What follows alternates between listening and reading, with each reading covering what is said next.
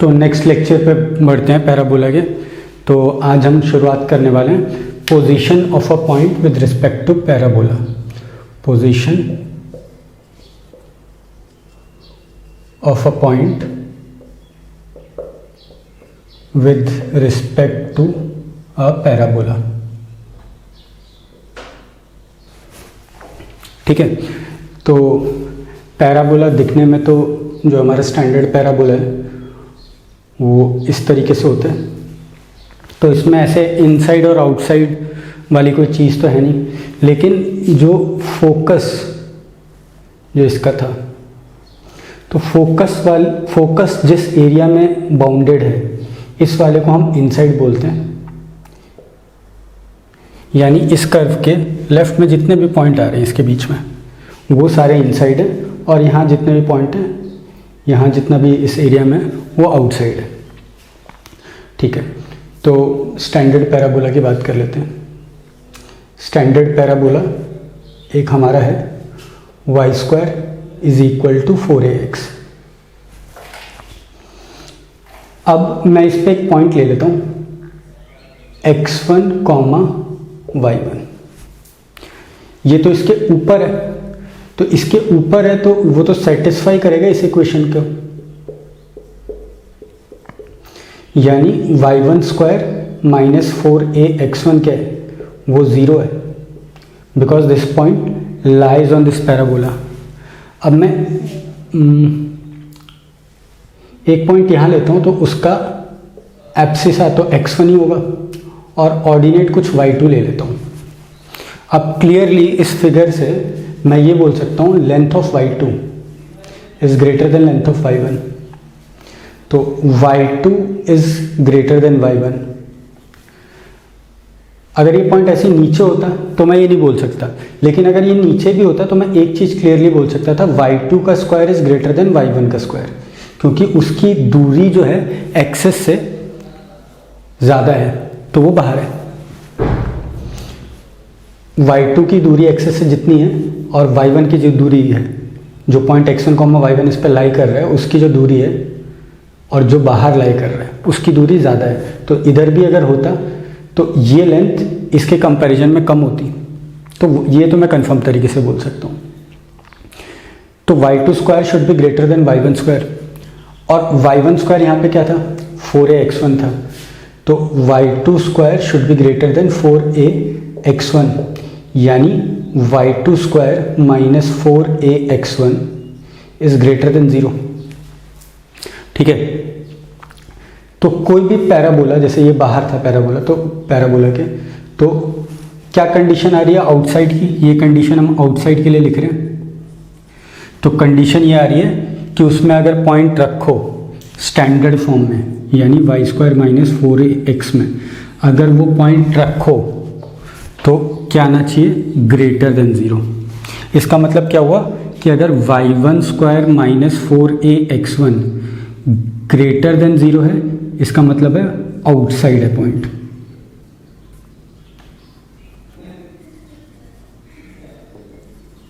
Is equal to 0 हुआ तो वो तो हमने देख लिया, इज इक्वल टू 0 पे ऑन है, और इसीलिए स्मॉलर देन 0 हुआ तो वो इनसाइड है। ठीक है, अगर मैंने पॉइंट यहाँ पे लिया होता तो मैं ये पॉइंट लिया होता मैंने x1, y2, तो यहाँ पे ये इनइक्वालिटी रिवर्स हो जाती, तो हर जगह रिवर्स हो जाती। ठीक है, फाइनली हर स्टेप में देख लो। तो स्टैंडर्ड पैराबोला में पॉइंट रखने पे अगर, और पॉइंट किस तरीके से रखना है, ऐसा नहीं किसी ने स्टैंडर्ड पैराबोला की इक्वेशन जो है ये y² = 4ax है, कोई ऐसे भी लिख सकता है 4ax - y²। अब ये नहीं है कि इसमें x1, y1 डालेंगे तो ग्रेटर देन 0 होना चाहिए, ये इस तरीके से नहीं लिखा हुआ, इस तरीके से नहीं लिखा हुआ। अगर इस तरीके से लिखा होता तब डालने पे इसमें ग्रेटर देन 0 आने पे होता है। तो स्टैंडर्ड पैराबोला में तो तुम पहचान जाओगे कि क्या करना है, कि ग्रेटर देन 0 साइन कब लगाना है। लेकिन अगर हमें मैं बोलने की कोशिश कर रहा हूँ कि स्टैंडर्ड पैराबोला जो y² = 4ax है, उसमें तो तुम पहचान जाओगे कि पॉइंट रख दिया तो इस फॉर्म में अगर ग्रेटर देन 0 आ रहा है तो आउटसाइड है, इज इक्वल टू 0 आ रहा है तो ऑन है, लेस देन 0 आ रहा है तो इनसाइड है। लेकिन मैं अगर पैराबोला को कुछ इस तरीके से लिख दूं जो हमारी सेकेंड डिग्री जनरल इक्वेशन है,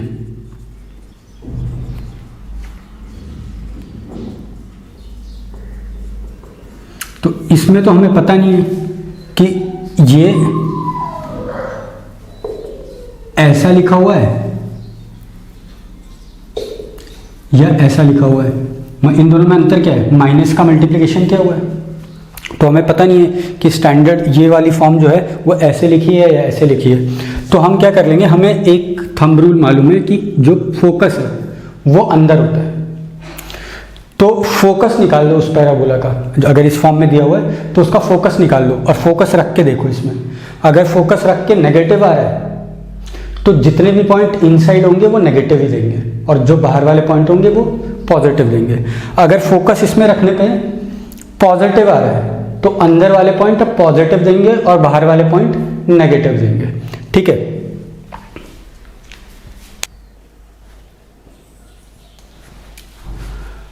अब हम डिस्कस करते हैं equation of chord joining two points. Equation of chord joining two points of a parabola. एक पैराबोला है, उसके दो पॉइंट्स को हमने ज्वाइन कर दिया, इस पॉइंट को और इस पॉइंट को मैंने ज्वाइन कर दिया। ठीक है, तो इसकी इक्वेशन बनानी है, इक्वेशन बतानी है। तो इसकी इक्वेशन जो है वो हम पैरामीट्रिक फॉर्म में निकालेंगे। वो इसलिए निकाल रहे हैं बिकॉज पैरामीट्रिक फॉर्म में जब हम निकालेंगे तो हमें दिखेगा कि इसको याद करना बहुत आसान होगा। ठीक है, इस इक्वेशन को याद करना बहुत आसान होगा। तो इसको पैरामीट्रिक कोऑर्डिनेट इसका T1 मान लेता हूँ, तो ये हो जाएगा 8T1 स्क्वायर कॉमा 2AT1, और इसका T2 मान लेता हूँ तो ये हो जाएगा 8T2 स्क्वायर कॉमा 2AT2। तो इसका स्लोप निकालो, इस लाइन का स्लोप क्या होगा, तो y2 minus y1 upon x2 minus x1, यानी 2AT1 minus 2AT2 upon AT1 square minus AT2 square. तो जो स्लोप है इस लाइन का वो आ रहा है, क्या आ रहा है, तो A ऊपर नीचे कैंसिल आउट हो जाएगा और ऊपर बचेगा 2 टाइम्स T1 माइनस T2, और नीचे फैक्टराइज करने के बाद T1 square minus T2 square को फैक्टराइज करने के बाद वो T1 माइनस T2 कैंसिल हो जाएगा और ये बच जाएगा। ठीक है, अब हमें स्लोप पता है और 2 पॉइंट पता है। वैसे तो 2 पॉइंट फॉर्म से भी निकाल सकते थे, लेकिन स्लोप ताकि तुम्हें ये भी अगर याद रख सको तो याद रखो। इनफैक्ट याद रख पाएंगे हम जब इक्वेशन देखोगे तो y minus y1 is equal to m times, यानी slope times x minus x1। तो यहां से ये आ रहा है y is equal to twice x upon T1 plus T2 minus 8T1 square twice 8T1 square upon T1 plus T2, और इसको राइट साइड में ले गए तो प्लस 2AT1। तो ये फाइनली हो गया y is equal to 2/T1 plus T2 times x, और यहाँ एलसीएम लो, तो एलसीएम लेने पे आएगा minus 2AT1 square plus 2AT1 into T1 plus T2।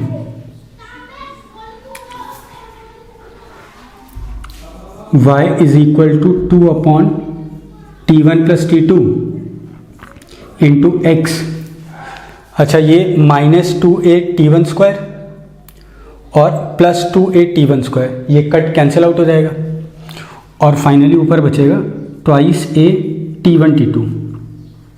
ये वाली टर्म इसके साथ कैंसिल आउट हो जाएगी और ये वाली टर्म बचेगी divided by T1 plus T2। अब ये देखो, ये याद रखना आसान है, ये लिखा हुआ है y is equal to x upon AM। दो नंबर्स का अर्थमेटिक मीन क्या होता है, a प्लस b बाई 2। तो यहाँ T1 और T2 का अर्थमेटिक मीन क्या है, T1 प्लस T2 बाई 2। तो ये x अपॉन AM लिखा हुआ है, और इसको देखोगे a को अगर अलग रख ले तो 2T1 T2 upon T1 plus T2, वो क्या लिखा हुआ है, वो HM लिखा हुआ है, तो a टाइम्स HM। ये इक्वेशन हो गई। फाइनली।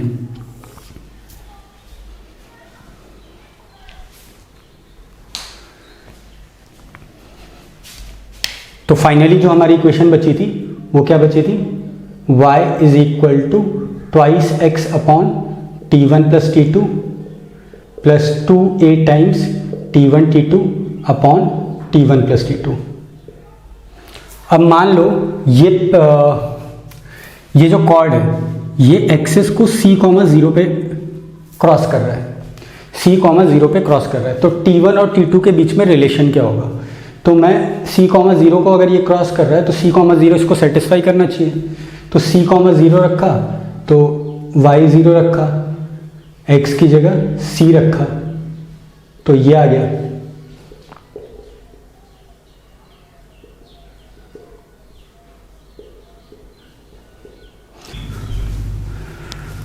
तो अगर हम क्रॉस मल्टीप्लाई कर लेंगे तो ऐसा कुछ बचेगा, 2c plus 2a T1 T2 is equal to 0, या फिर हम बोले T1 T2 is equal to minus c upon a। तो ये हमें याद रखना है कि अगर एक फोकल कॉर्ड तो ये हमें याद रखना है कि अगर एक कॉर्ड पैराबोला का c, 0 से पास हो रहा है, स्टैंडर्ड पैराबोला का, तो T1 T2 की वैल्यू जो है वो माइनस c अपॉन a होगी। अब इस कॉर्ड को हम और स्पेशल बना देते हैं कि c, 0 से ना पास करके इसको फोकस से, यानी c की जगह हम a लिख देते हैं।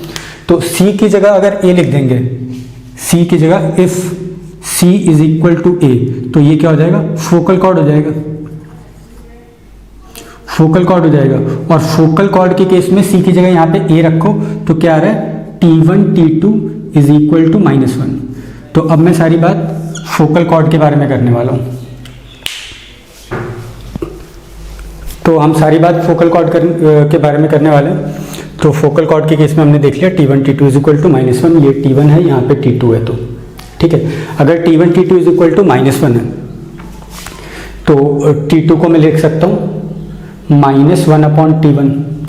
और ये कोऑर्डिनेट्स क्या थे, ये कोऑर्डिनेट्स थे हमारे a_T2 स्क्वायर, 2a_T2। तो T2 की जगह -1 अपॉन T1 रखो तो यहाँ पे क्या आ जाएगा, a upon T1 square, -2a upon T1।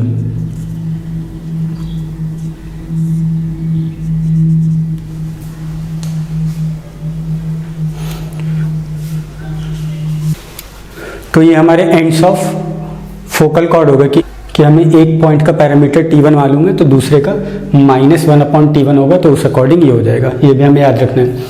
अच्छा, इसके बाद हम बात करते हैं लेंथ ऑफ फोकल कॉर्ड की। तो लेंथ ऑफ फोकल कॉर्ड निकालने के लिए मैं डायरेक्ट्रिक्स भी बना लेता हूँ। वो बनाने से फ़ायदा क्या है वो अभी दिखेगा कि ये पॉइंट P मान लो, ये फोकल कॉर्ड को तो फोकस को तो F लिखते हैं और इसको Q मान लो। तो हमें PQ की लेंथ अगर पता करनी है तो PQ is equal to PF plus FQ, ये मैं लिख सकता हूँ। और हमें मालूम है लेंथ ऑफ PF की जो लेंथ है वो PM के बराबर होगी। ये तो फोकल डायरेक्ट्रिक्स प्रॉपर्टी थी। और वो कितनी होती थी, ये लेंथ है A और ये लेंथ है X। अगर ये X, Y पॉइंट है तो X प्लस A, तो PM की डिस्टेंस जो हो जाएगी वो A प्लस X, यहाँ पे कितना है a_T1 स्क्वायर। इसके बाद ऐसे ही FQ की लेंथ PM डैश के बराबर होगी। और ये लेंथ कितनी है, ये अगेन A प्लस ये वाला X, यानी A plus A by T1 square. अब इस पूरे में से A कॉमन ले लो तो देखो क्या बचा है, T1 square plus 1 by T1 square plus 2, which is A times T1 plus 1 by T1 का होल स्क्वायर। तो ये याद रखना काफ़ी आसान है कि फोकल कॉर्ड की लेंथ इतनी होती है। अगर हमें मालूम है एक पैरामीटर T1 तो उसका रेसिप्रोकल लिखो, दोनों का सम का स्क्वायर इनटू A। ये हमारी फोकल कॉर्ड की लेंथ हो गई। चलो अब कुछ क्वेश्चन करते हैं। तो जो पहला क्वेश्चन दिया हुआ है कि LOL' and MOM' are two chords of a parabola this.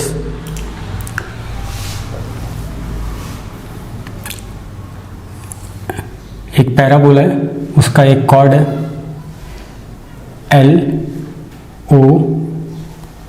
LOL', हमें दिया हुआ है कि O जो है एक्सिस पे पॉइंट है, और दूसरा MOM'।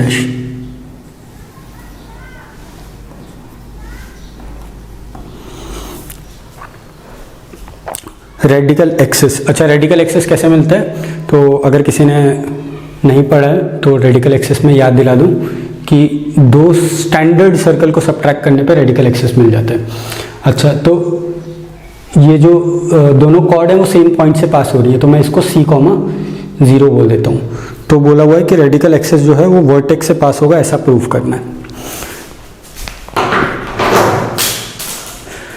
तो मैंने अगर इसको C,0 से पास कर दिया और इसके पैरामेट्रिक कोऑर्डिनेट्स में T1 ले लेता हूँ, इसके मैं T2 ले लेता हूँ, इसका मैं T3 ले लेता हूँ और इसका T4 ले लेता हूँ। तो इसको डायमीटर मान के, तो diameter form of a circle क्या होती है? x minus x1 into x minus x2 plus y minus y1 into y minus y2 is equal to 0। ये डायमीटर फॉर्म होती है अगर डायमीट्रिकली opposite points x1, y1 and x2, y2 हैं। तो यहाँ पे हमने AT1 स्क्वायर, 2AT1 इस टाइप से लिया हुआ है। तो मैं लिख लेता हूँ LOL' को डायमीटर मान के जो सर्कल बनेगा उसकी इक्वेशन होगी x minus AT1 square into x minus AT2 square, T1 T2 लिया है ऑपोजिट में, plus y minus 2AT1 into y minus 2AT2 is equal to 0। Similarly MOM' के लिख सकते हैं हम, तो वो आ जाएगा x minus AT3 square into x minus AT4 square plus y minus 2AT3 into y minus 2AT4।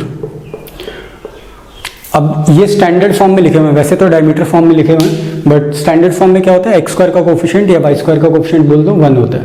तो यहाँ पे एक्स स्क्वायर और वाई स्क्वायर का कोफिशिएंट 1 है, तो मैं इसको स्टैंडर्ड फॉर्म बोल सकता हूँ।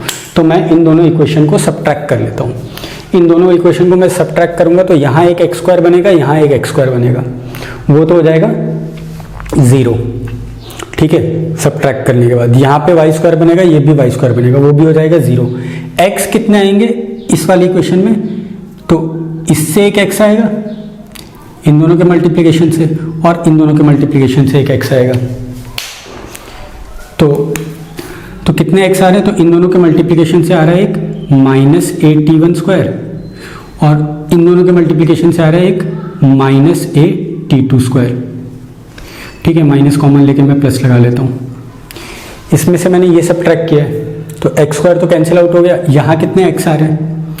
तो एक इन दोनों के मल्टीप्लिकेशन से आ रहा है, वो आ रहा है माइनस x83 स्क्वायर, लेकिन वो प्लस हो जाएगा बिकॉज हमने इससे सबट्रैक्ट किया है। तो प्लस AT3 स्क्वायर और प्लस AT4 स्क्वायर प्लस होने वाला है, और इन सब के आगे इन सब में x से मल्टीप्लिकेशन है। और कांस्टेंट टर्म क्या आने वाला है? तो यहाँ इन दोनों को मल्टीप्लाई करके आएगा कांस्टेंट टर्म, तो क्या आ रहा है? A square T1 square T2 square, और यहाँ पे क्या आ रहा है? A square T3 square T4 square, और सबट्रैक्ट किया, तो ये आ गया इसके नीचे। सिमिलरली अगर मैं वाई स्क्वायर के नीचे देखूंगा तो y का कोफिशिएंट क्या आने वाला है? तो यहाँ से माइनस वाले और यहाँ से प्लस वाले, क्योंकि सबट्रैक्ट करके माइनस हो जाएगा। तो प्लस वाला कितना आ रहा है? एक आ रहा है 2AT3 plus 2AT4 minus 2AT1 minus 2AT2। ठीक है, और कांस्टेंट टर्म कितना आ रहा है? तो कांस्टेंट टर्म इन दोनों को मल्टीप्लाई करके प्लस आएगा, और अगेन सबट्रैक्ट करने पे ये माइनस हो जाएगा। तो minus 2AT3 -4a² t3 t4, और इधर से जो आ रहा था प्लस, वो आ जाएगा +4a² t1 t2 is equal to 0। ये हमारी इक्वेशन आ गई। अब देखो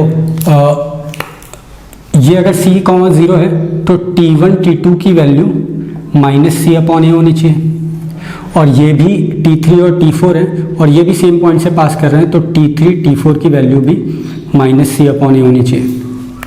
तो t1 t2 और t3 t4 का मल्टीप्लिकेशन सेम है, तो उनका स्क्वायर भी सेम होगा। ये और ये बराबर है तो इनका स्क्वायर भी बराबर होगा, तो ये चीज़ तो 0 हो जाने वाली है। सिमिलरली देखो t1 t2 की वैल्यू जो है वही t3 t4 की वैल्यू है, बाकी सब तो सेम लिखा हुआ है, तो ये भी 0 होने वाला है। तो इसका मतलब ये है कि इस लाइन की इक्वेशन, ये फाइनली लाइन की इक्वेशन मिल रही है, हमें लीनियर दिख रही है। इस लाइन की इक्वेशन में हमारे पास कोई भी कांस्टेंट टर्म नहीं है, तो कोई भी कांस्टेंट टर्म ना होने का मतलब क्या है, that is passing through origin, और ओरिजिन इसका वर्टेक्स है। तो ये हमारा पहला क्वेश्चन प्रूफ हो गया। चलो दूसरा क्वेश्चन ले लेते हैं फिर।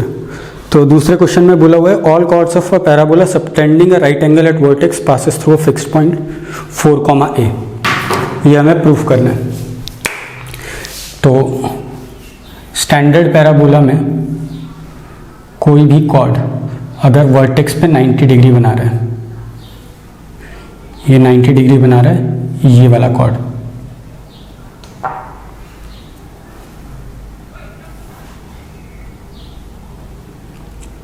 ये वाला कॉर्ड 90 डिग्री बना रहा है, तो प्रूफ करना है कि ये वाला पॉइंट 4a, 0 है। तो इस पॉइंट्स के कोऑर्डिनेट ले लेते हैं a_t1², 2a_t1। इसके कोऑर्डिनेट लेते हैं a_t2²,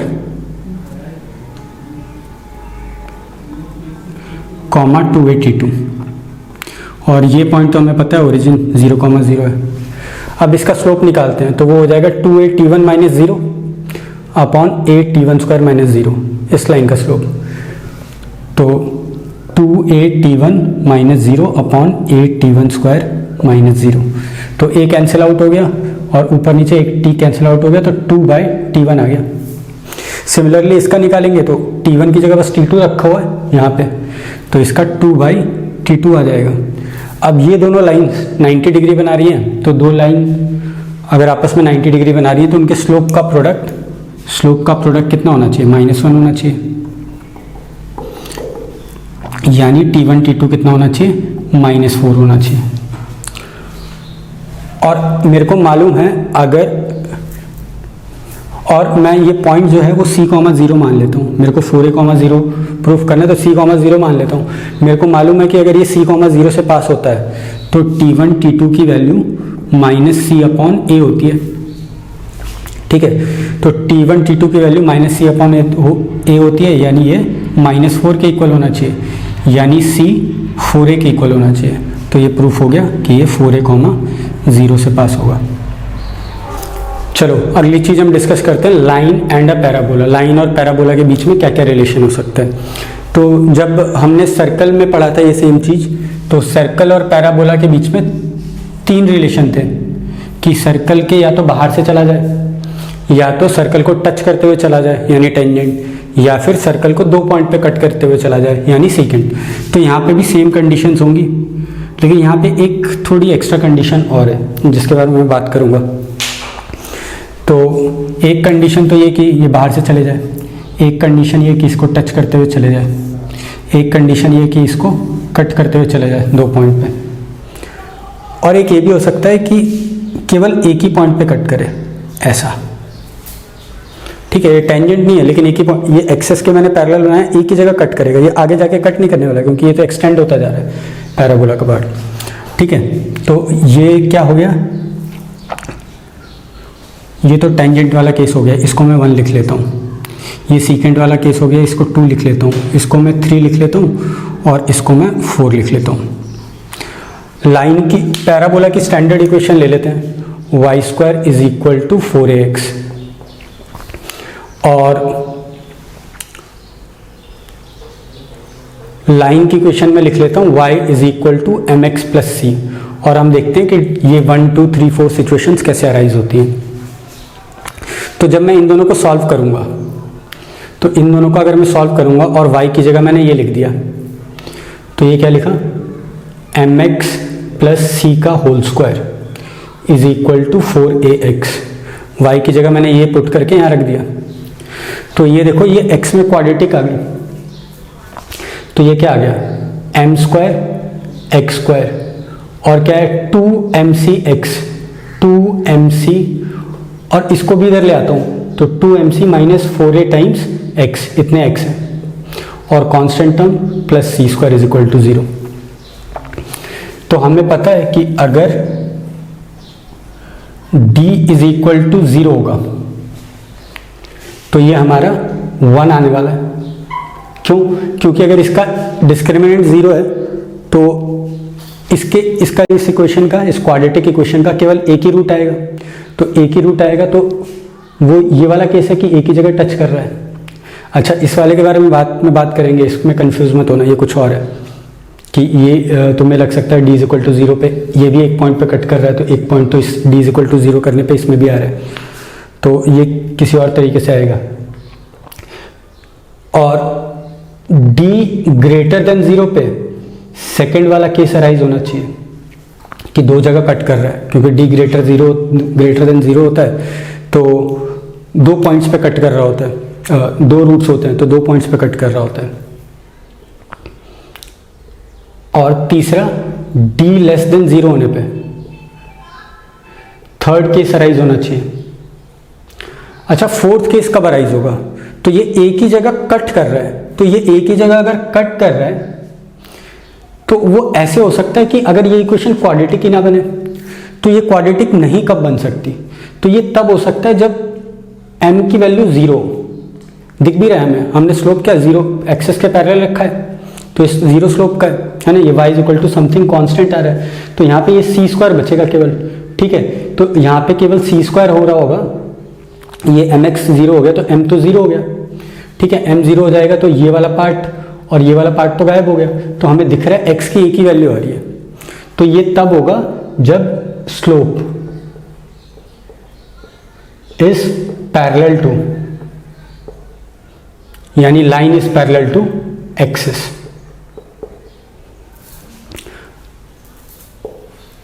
ठीक है, अब इसमें सबसे इंपॉर्टेंट है हमारा d इज इक्वल टू 0, तो इसको सॉल्व कर लेते हैं। तो d इज इक्वल टू 0 यानी b स्क्वायर यानी 2mc माइनस 4a का whole square minus 4ac, b square minus 4ac 0।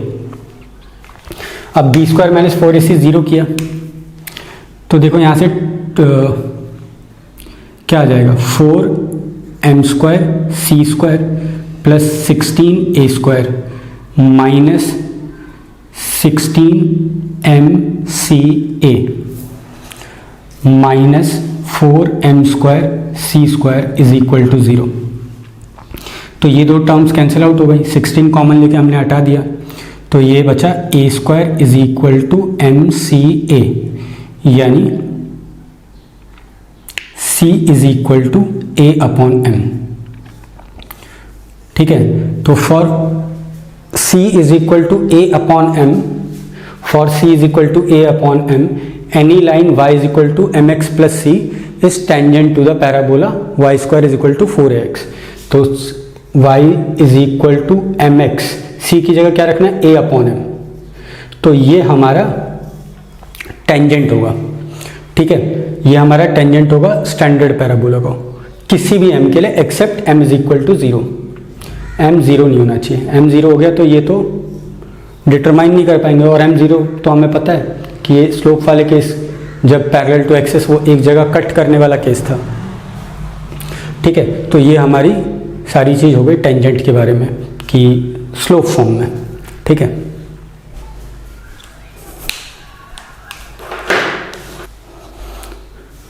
थोड़ा सा और जान लेते हैं स्लोप फॉर्म के बारे में। तो ये slope form of line, slope form of tangent of a parabola, standard parabola हो गया। अब मेरे को पता करना है कि ये कौन से पॉइंट पे टच कर रहा है। तो सपोज ये पॉइंट P है ना, और इसके parametric coordinates a t1 square comma 2a t1 है। तो ये इस लाइन पे भी है, तो इसको सेटिस्फाई करना चाहिए। तो P पॉइंट इसमें हम रख देते हैं। तो y की जगह हमने रखा 2a t1 और x की जगह रखा a t1 स्क्वायर और a by m. a common आके कैंसिल आउट हो जाएगा और ये बचेगा twice t1 is equal to m t1 square plus 1 upon m। अब इसको m में क्वाड्रेटिक बनाने की कोशिश करो तो ये पूरा आ जाएगा m square t1 square minus 2m t1 plus 1 is equal to 0। अब क्लियरली ये लिखा हुआ है एम t1 माइनस 1 का होल स्क्वायर। देखो ये क्लियरली ये लिखा हुआ है, यानी m t1 minus 1 is equal to 0, यानी t1 की जगह 1 बाई एम लिखा जा सकता है। ठीक है, तो किस पॉइंट पे टच कर रहा है, तो t1 की जगह 1 बाई एम रख दो। तो t1 की जगह 1 बाई एम रखा तो आ गया a by M square comma 2a by M. तो this tangent to the standard parabola touches at a by M square comma 2a by M. तो हमें ये चीज़ याद रखनी होगी कि पॉइंट जहाँ पे टच कर रहा है और स्लोप के बीच में ये रिलेशन है। तो स्लोप अगर हमें दिया हुआ है तो हम पॉइंट डायरेक्टली निकाल सकते हैं। अगर हमें पॉइंट दिया हुआ है तो वहाँ से पॉइंट दिया हुआ है ये, तो इसको 2a से डिवाइड करके t निकाल लो, और 2a से डिवाइड करके अगर हम t निकाल लेंगे तो t से हमारे पास m आ जाएगा और हमारे पास लाइन आ जाएगी।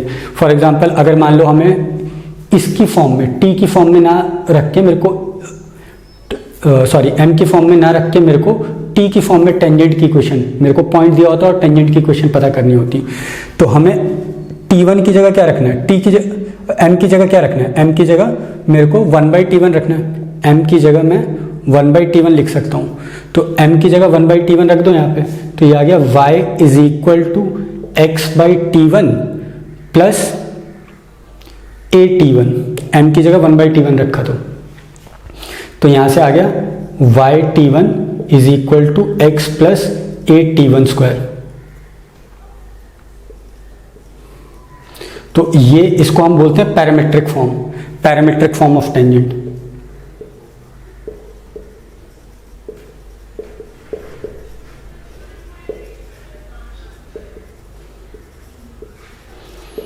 तो वो क्या है, yt is equal to x plus a t square. ठीक है, yt is equal to x plus a t square, और वो कहाँ टच कर रहा है, ए टी स्क्वायर कॉमा 280 में, 280 में, इस केस में 81 स्क्वायर कॉमा 281 में।